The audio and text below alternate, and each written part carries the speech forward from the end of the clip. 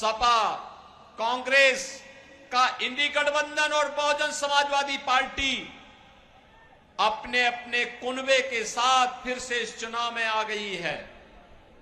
चुनाव के पहले लोग दिखाई नहीं देते, चुनाव के दौरान आकर के तमाम प्रकार के राग अलापते हुए दिखाई देते हैं।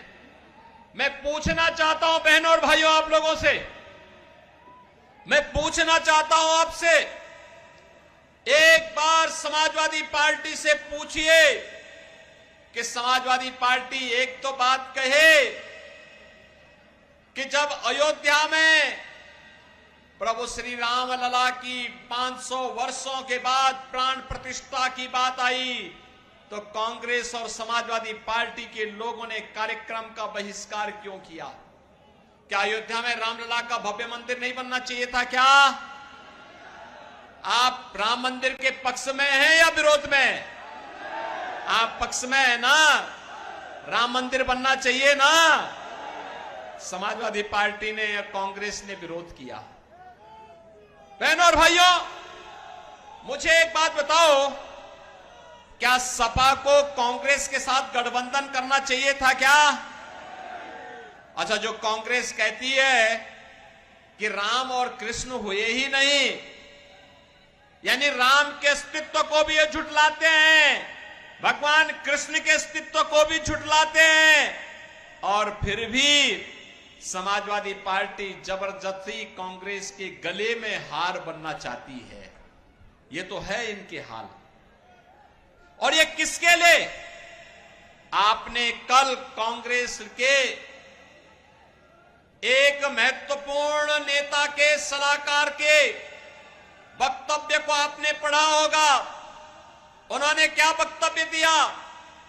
उन्होंने वक्तव्य दिया, उनका वक्तव्य है कि देश के अंदर कांग्रेस नेतृत्व की सरकार आएगी तो विरासत टैक्स लगाएगी। बहनों और भाइयों, ये विरासत टैक्स क्या है मालूम है आपको?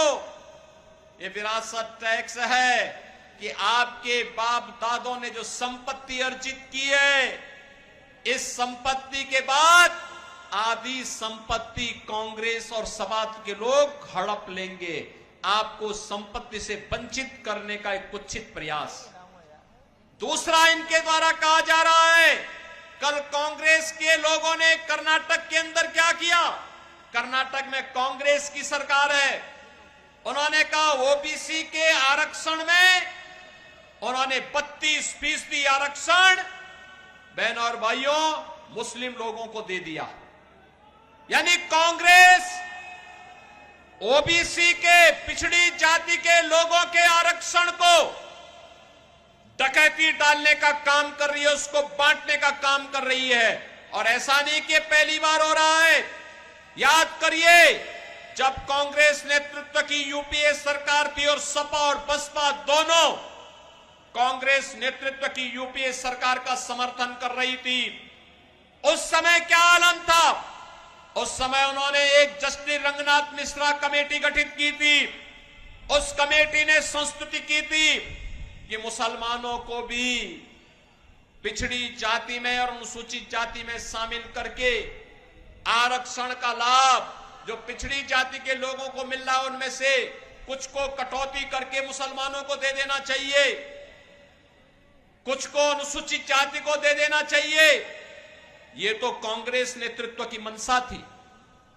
यही नहीं, सच्चर कमेटी की रिपोर्ट भी किसी बात की ओर इंगित करती है। यह भी कांग्रेस ने गठित की थी। और आज जब कांग्रेस आई है तो कांग्रेस यही कहती है, फिर से कांग्रेस यही कह रही है कि आएंगे तो देश के संसाधनों पर फिर से मुसलमानों का अधिकार हो, इसकी वे वकालत करेंगे। बहनों और भाइयों, यहां का हिंदू कहां जाएगा? यहां की अनुसूचित जाति, जनजाति के लोग, पिछड़ी जाति के लोग कहां जाएंगे? बाबा साहब भीमराव अंबेडकर के संविधान को ये लोग अपमानित करना चाहते हैं। ये कांग्रेस और समाजवादी पार्टी के लोग देश की कीमत पर राजनीति करना चाहते हैं। और इसीलिए आपसे मैं कहने के लिए आया हूं, ये चुनाव केवल सामान्य चुनाव नहीं है। बहनों और भाइयों, देश के भाग्य को बनाने वाला चुनाव है। आपने मोदी जी को 2014 में वोट दे करके देश की सत्ता सौंपी, तो मोदी जी ने देश की तस्वीर और तकदीर को बदलने का काम किया। कांग्रेस के हाथों में सत्ता थी, देश के अंदर आतंकी वारदात होती थी। कल मैं समाजवादी पार्टी की इस क्षेत्र के एक नेत्री के बयान को पढ़ रहा था, और बहनों और भाइयों, इसके द्वारा कहा जा रहा था कि मोदी जी ने जो बात कह दी है कि कांग्रेस का घोषणा पत्र कहता है कि हम गरीबी हटाएंगे। अरे गरीबी हटाओ का नारा कांग्रेस का आज से है क्या? आज से 54 साल पहले श्रीमती इंदिरा गांधी जी ने 1970 में नारा दिया था गरीबी हटाओ का, और 54 वर्ष के बाद उनका पोता भी वही रूप टोता रटंत कर रहा है कि हम गरीबी हटाएंगे। अरे 62 वर्षों तक शासन किए थे, तब तो कुछ कर नहीं पाए थे, और आज गरीबी हटाओ की बात याद आ रही है। जब कांग्रेस की सत्ता थी तो गरीब भूखों मरता था, किसान आत्महत्या करता था, बेटी और व्यापारी सुरक्षित थी, और नौजवान पलायन करता था। आज कहते हैं गरीबी हटाएंगे, और गरीबी कैसे हटाएंगे? गरीबी हटाने के लिए कह रहे हैं कि हम आपकी प्रॉपर्टी का सर्वे करवाएंगे। यानी आपके बाप दादों ने, आपके मां बाप ने अगर कोई मकान एक शहर में बना दिया, एक गांव में बना दिया, आपके परिवार में 5 लोग हैं और 2 कमरों में रह सकते हैं, 4 कमरे हैं, तो 2 कमरे को ये लोग कांग्रेस और सपा के लोग हड़पने का कार्य करेंगे, हम सर्वे करा देंगे। अरे मेहनत करेगा हमारा आदमी, और हड़पने के लिए फिर एक कांग्रेस और सपा के गुंडों को आप छोड़ देंगे कि वे आपकी संपत्ति को हड़पने का काम करेंगे? क्या ये अधिकार देंगे आप? लेकिन कांग्रेस और सपा का इंडी गठबंधन का घोषणा पत्र इस बात को कहता है। और बहनों और भाइयों, मैं उनका बयान पढ़ रहा था, कह रहे थे कि मोदी जी ने कहा है कि माता बहनों के मंगलसूत्र पर भी संकट आने वाला है। हमारी हिंदुस्तान की संस्कृति है, शिष्टाचार है, परंपरा है कि हमारी माता बहनें स्त्री धन के रूप में जेवर को अपने यहां संभाल करके रखती हैं। दुनिया के अंदर कहीं नहीं मिलता, केवल हिंदुस्तान में हमारी माताएं बहनें रखती है। जेवर, मंगलसूत्र भी होता है, गले का हार भी होता है, लॉकेट भी होता है, और भी उनके पास अपने जेवर होते हैं। पैसा होता है, उसको संभाल के रखती हैं, फिर जेवर खरीदती हैं, सोना खरीदती हैं, चांदी खरीदती हैं। हर परिवार में 1 तोला से लेकर के 1 किलो तक का सोना जरूर मिल जाएगा, क्योंकि वही उसकी अमानत होती है, वही उसका संस्कार होता है, और फिर वही अपने आने वाली पीढ़ी को विरासत में देती है, अपनी बहू को देती है, अपनी बेटी को देती है। कांग्रेस के लोगों की बुरी दृष्टि उस पर है, और प्रधानमंत्री मोदी जी ने उसी ओर इशारा किया था। लेकिन बड़ा हास्यास्पद बयान यहां से समाजवादी पार्टी की नेत्री का आया। उनके द्वारा कहा जा रहा है कि मोदी जी, पुलवामा के शहीदों की जो विधवा है उनके मंगलसूत्र का क्या हुआ?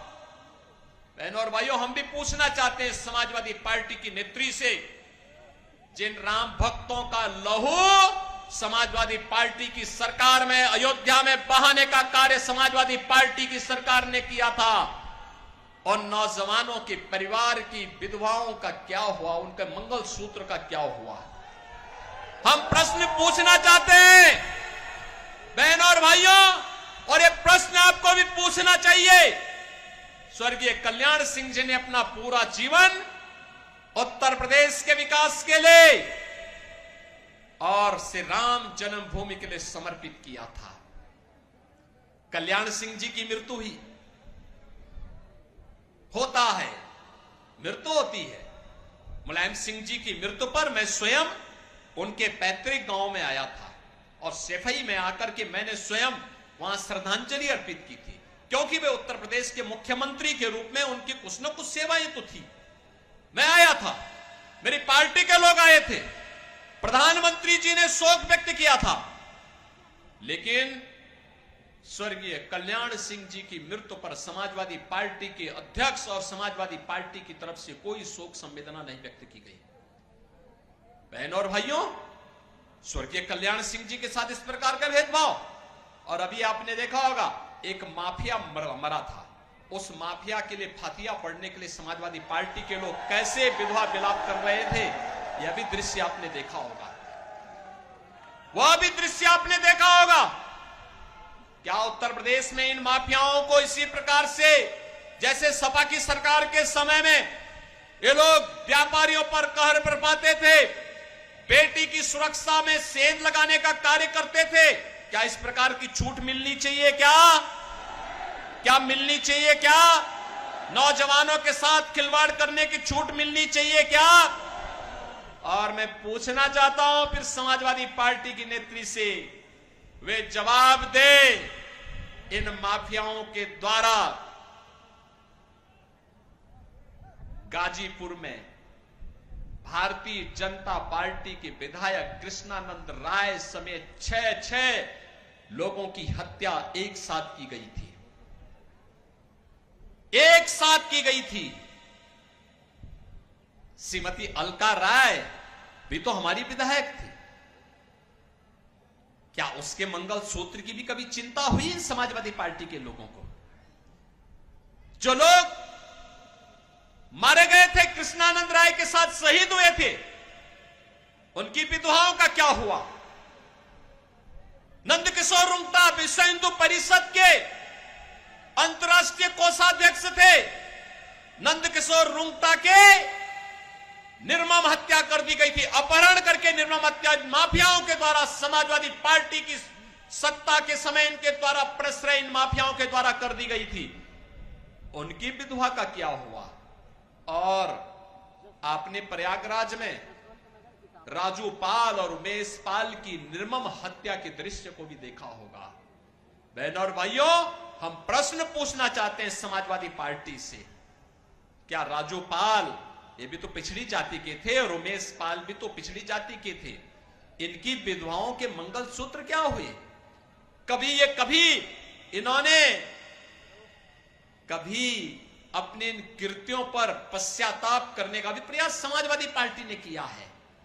ये देश के साथ खिलवाड़ करने का काम कर रहे हैं, देश की कीमत पर राजनीति करना चाहते हैं। बहनों और भाइयों, आज हम सब आपसे यही कहने के लिए आए हैं, भारतीय जनता पार्टी देश के लिए राजनीति करती है। यह देश विकसित भारत के रूप में स्थापित हो, आत्मनिर्भर भारत बने। आत्मनिर्भर भारत बनेगा तो आत्मनिर्भर युवा बनेगा, आत्मनिर्भर महिलाएं बनेंगी, आत्मनिर्भर किसान बनेगा, आत्मनिर्भर व्यापारी बनेगा और देश के अंदर खुशहाली आएगी। और मोदी जी इसी के लिए कार्य कर रहे हैं। लेकिन बहनों और भाइयों, मुझे देखकर क्या आश्चर्य होता है। अब मुझे बताओ, समाजवादी पार्टी ने जो टिकट दिए हैं, पहले समाजवादी पार्टी की सत्ता तो नहीं आती, कभी नहीं आनी। अब तो प्रदेश की जनता ने ठुकरा दिया तो देश की जनता कहां पूछ रही है?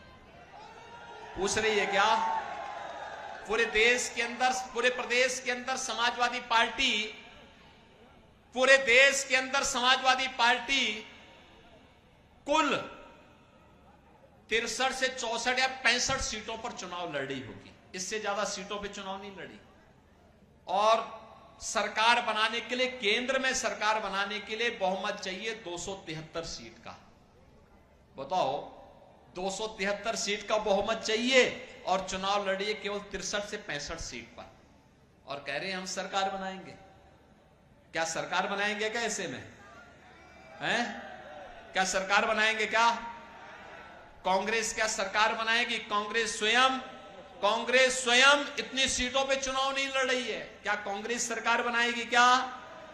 कांग्रेस के नाम पे कोई आपके यहां वोट देता है क्या? बहनों और भाइयों, इन लोगों ने प्रदेश को तबाह किया था माफियाओं के हाथों। और मुझे तरस तो इस बेचारे शिवपाल पे आती है। वो तो केवल जैसे सत्यनारायण की कथा में जजमान एक होता है, वो कथा सुनता है और बाद में अन्य लोगों को चूर्ण वितरित कर दिया जाता है, तो ये केवल चूर्ण खाने वाले व्यक्ति रह गए हैं। कभी नेताजी मुलायम सिंह जी के मुख्य सिपह सालार हुआ करते थे, पूरे प्रदेश में तूती बोलती थी, और आज क्या हालत है। यानी कहीं कोई कार्यक्रम हो रहा है तो उनको बैठने के लिए सोफा नहीं मिलता, हत्ता मिलता है बैठने के लिए, हत्ता। और चूरण खाने के आदी हो गए हैं। और इसीलिए मैं आप सबसे कहना चाहता हूं, अरे वीर भूमि है, चूरण मत खाइए। भारतीय जनता पार्टी के द्वारा सत्ता में सहभागी बनकर के विकसित भारत और आत्मनिर्भर भारत की संकल्पना को साकार करने के लिए कार्य करिए। इसीलिए मैं आपसे कहने के लिए आया हूं, बहन और भाइयों, ये जो माफिया और अपराधियों के लिए फातिया पढ़ने वाले लोग हैं, इनसे कहिए कि 5 साल और फातिया के लिए आपको हम दे रहे हैं, जाओ खूब पढ़ो, देश को आगे बढ़ने दो। सहमत है ना? और यही कहने के लिए आज मैं आया हूं। देख रहे हैं ना, ये माफिया अपराधी जब पहले चलते थे, इनके काफिले निकलते थे, बाकी अन्य लोगों का आना जाना बंद हो जाता था। और अब इनके गले में तख्ती लटकी है, कहते हैं हजूर एक बार केवल जान बकस दो, थैली लगा करके आजीविका चला लूंगा। अब जमीन कब्जा नहीं कर पाएंगे लोग। पहले बोलते थे ना, जो प्लॉट खाली है वह प्लॉट, उस पे कब्जा करते थे जबरदस्ती, सपा का बोर्ड लगा के कब्जा कर लेते थे। अब भी कब्जा कर पाएंगे क्या? अब कब्जा नहीं कर पाएंगे, क्योंकि मालूम है कि पीछे से बुलडोजर की दृष्टि भी पड़ रही है, पड़ती है, वो बहुत ठोस एकदम सटीक निशाना लगाता है। और जब चलता है ना, तो ऐसे चलता है कि बड़े बड़े माफिया की पैंटें गीली हो जाती हैं। और बहनों और भाइयों, मैं यही कहने के लिए आज आया हूं, ये हमारे लिए गौरव की बात है। 500 वर्षों के बाद अयोध्या में रामलला विराजमान हुए हैं। हुए हैं ना? हुए हैं, कोई संदेह है क्या? भाजपा जो कहती है सो करके दिखाती है। और आप देखना, काशी और अयोध्या तो हमारा संकल्प पूरा हुआ। अब हम लोग मथुरा की तरफ प्रस्थान कर रहे हैं। ब्रजभूमि के विकास के लिए हम आगे बढ़ चुके हैं, और ब्रजभूमि के विकास के साथ जसवंत नगर करहल को जुड़ना होगा। सहमत हैं? मैनपुरी जुड़ेगी, घर घर जाएंगे, मोदी जी का संदेशा लेकर के जाएंगे। देश को आतंकवाद और नक्सलवाद से मुक्त करने के लिए जो कार्य मोदी जी ने किया है, इसके प्रति, और अयोध्या में रामलला को विराजमान करने के लिए जो कार्य किया है, इसके प्रति कृतज्ञता ज्ञापित करते हुए मोदी जी को पत्र लिख करके समर्थन की घोषणा करेंगे। बहनों और भाइयों, इसीलिए हम लोगों ने श्री जयवीर सिंह जी को यहां पर भारतीय जनता पार्टी और सहयोगी दलों के प्रत्याशी के रूप में उतार करके भेजा है। अब आप सोचो, पहले यहां पे रामलला मैदान भी ठीक ढंग से नहीं था। आज देखो ना क्या भव्य बना है, क्या भव्य बन चुका है। देखो, भाजपा आएगी तो रामलला मैदान बनाएगी, रामलला का मंडप बनाएगी। भाई, हम लोग तो समाज के लिए करेंगे, और सपा आएगी तो वे अपना घर बनाएंगे। यही करेंगे ना? करेंगे ना? आप मुझे बताओ कि यादवों में भी टिकट देने थे तो एक ही परिवार के सब है, एक परिवार से बाहर कोई उभर ही नहीं पा रहा है।